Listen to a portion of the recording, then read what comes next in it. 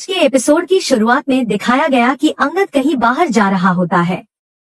तभी तुलसी उसे रोककर कहती है कि तू अब बड़ा हो गया है, तेरी शादी भी होने वाली है, लेकिन अब भी जिम्मेदारी का एहसास नहीं है। बिना वॉलेट लिए घर से निकल गया। अंगद मुस्कुरा कर कहता है, मां, शायद जल्दबाजी में लेना भूल गया। तुलसी जवाब देती है, आजकल तू हर काम जल्दबाजी में करने लगा है।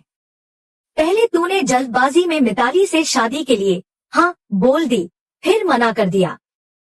शादी कोई गुड्डे गुड़िया का खेल नहीं है, इसे उम्र भर निभाना पड़ता है। वह आगे कहती है, अगर तू मिहिर की खुशी के लिए या उसके दबाव में आकर मिताली से शादी कर रहा है तो ऐसा मत कर। मैं तेरे पापा से बात करूंगी।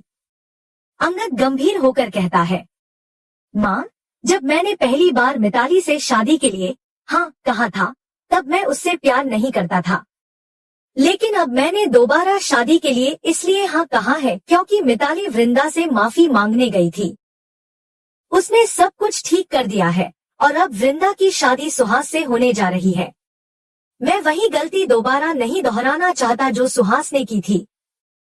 तुलसी थोड़ी भावुक हो जाती है, लेकिन अंगद वहां से चला जाता है। इसके बाद दृश्य बदलता है। परी घर से बाहर जाने की तैयारी कर रही होती है।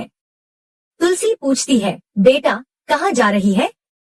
परी मुस्कुराकर कहती है, माँ, आपने ही सिखाया है कि जब कोई जा रहा हो तो पीछे से टोकना नहीं चाहिए।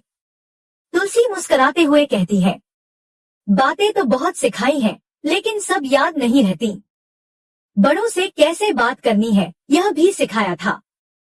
परी हल्के ताने के अंदाज में जवाब देती है, आपको मेरी चिंता है या मुझ पर नजर रखना चाहती है?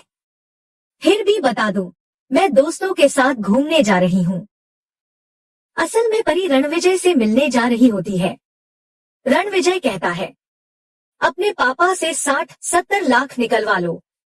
मैं वो पैसे शेयर मार्केट में लगाऊंगा और हम बहुत सारा मुनाफा कमाएंगे। परी गुस्से से कहती है, तुम्हारा आइडिया बिल्कुल घटिया है। मैं सीधे जाकर अपने पापा से पैसे नहीं मांग सकती। फिर वह बताती है, पापा मेरी नाम पर हमारी पुश्तैनी हवेली ट्रांसफर कर रहे हैं। उसकी कीमत करोड़ों में है। हम वह हवेली बेच देंगे और विदेश में जाकर बस जाएंगे। रणविजय लालच में मुस्कुराने लगता है। घर लौटकर परी नोइना से बात करती है।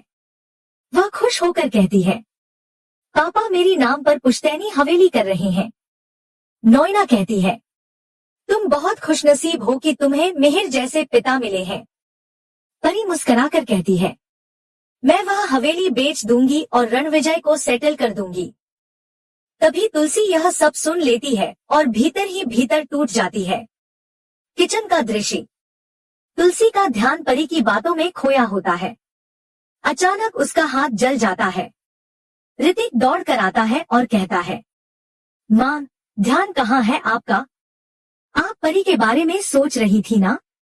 तुलसी कहती है, मिहिर वह पुश्तैनी हवेली परी को देना चाहता है, लेकिन परी उसे बेचकर रणविजय को सेटल करना चाहती है।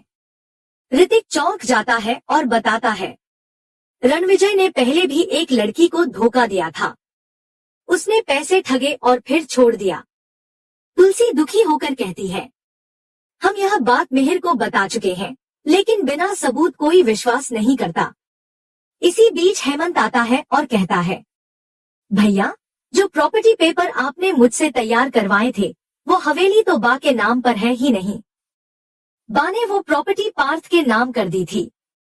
तुलसी को कुछ याद आता है और वह कहती है, हाँ, मुझे भी याद है कि बा ने वो प्रॉपर्टी पार्थ के नाम की थी। मिहिर कहता है, कोई बात नहीं, घर में ही है। मैं करण से बात करता हूँ। इसके बाद करण और पार्थ का सीन। करण को मिहिर का कॉल आता है। वह पार्थ से कहता है, पापा का कॉल था, उन्होंने कहा है कि बा ने जो प्रॉपर्टी तेरे नाम की थी उसके पेपर लेकर इंडिया चलो। पार्थ थोड़ा झिझकता है, जैसे कुछ छिपा रहा हो। दोनों इंडिया के लिए रवाना होते हैं। घर पहुंचने पर तुलसी उनका स्वागत करती है। वह पार्थ से कहती है, अच्छे से खा बेटा, तू कितना दुबला हो गया है। करण मुस्कुराकर कहता है, ये डाइटिंग कर रहा है माँ। सभी हंस पड़ते हैं, लेकिन तुलसी कहती है, अब किसी को डाइटिंग करने की जरूरत नहीं। सब लोग ठीक से खाना खाओ। बाद में मिहिर पार्थ से कहता है, अगर तुझे ऐतराज ना हो तो मैं वह प्रॉपर्टी परी को देना चाहता हूँ। पार्थ हिचकिचाकर कहता है, मैंने वो हवेली कुछ साल पहले बेच दी थी।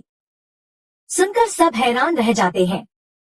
परी गुस्से में कहती है, वो हवेली जो मुझे मिलने वाली थी उसे तूने बेच दिया। मिहिर भड़क जाता है, तूने माँ और बापूजी की पुश्तैनी हवेली बेच दी? तुझे पता है उस घर से कितनी यादें जुड़ी हैं? करण भी गुस्से में कहता है, अगर पैसों की जरूरत थी तो मुझसे मांग लेता। तुलसी सबको शांत कराती है और कहती है, अब डांटने का कोई फायदा नहीं, हमें आगे की सोचनी चाहिए।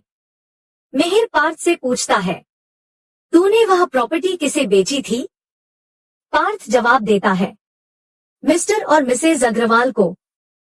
हेमंत उनका नंबर खोजता है और बताता है कि उसे अग्रवाल के वकील का नंबर मिल गया है।